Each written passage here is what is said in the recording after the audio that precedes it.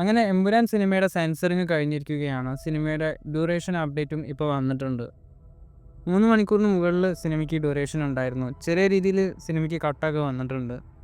നിലവിൽ സിനിമയുടെ ഡ്യൂറേഷൻ എന്നത്, അതായത് സെൻസറിങ് കഴിഞ്ഞിട്ടുള്ള സിനിമയുടെ ഡ്യൂറേഷൻ എന്നത് 3 മണിക്കൂറിൻ്റെ അടുത്തുണ്ട്. കൃത്യമായിട്ട് പറയുകയാണെങ്കിൽ 2 മണിക്കൂറും 59 മിനിറ്റും 52 സെക്കൻഡുമാണ് സിനിമയുടെ ഡ്യൂറേഷൻ. സിനിമയ്ക്ക് US 16+ സർട്ടിഫിക്കറ്റാണ് കിട്ടിയിരിക്കുന്നത്.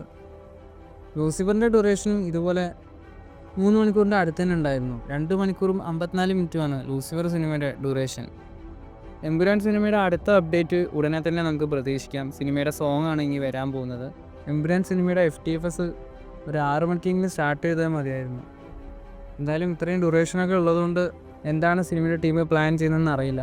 സിനിമയുടെ FTFS ടൈമിനെ കുറിച്ചുള്ള അപ്ഡേറ്റൊക്കെ വരികയാണെങ്കിൽ ചാനലിൽ അറിയിക്കുന്നതായിരിക്കും. കൂടുതൽ ലാലേട്ടൻ സിനിമകളുടെ അപ്ഡേറ്റുകളുമായി അടുത്തൊരു വീഡിയോയിൽ കാണാം.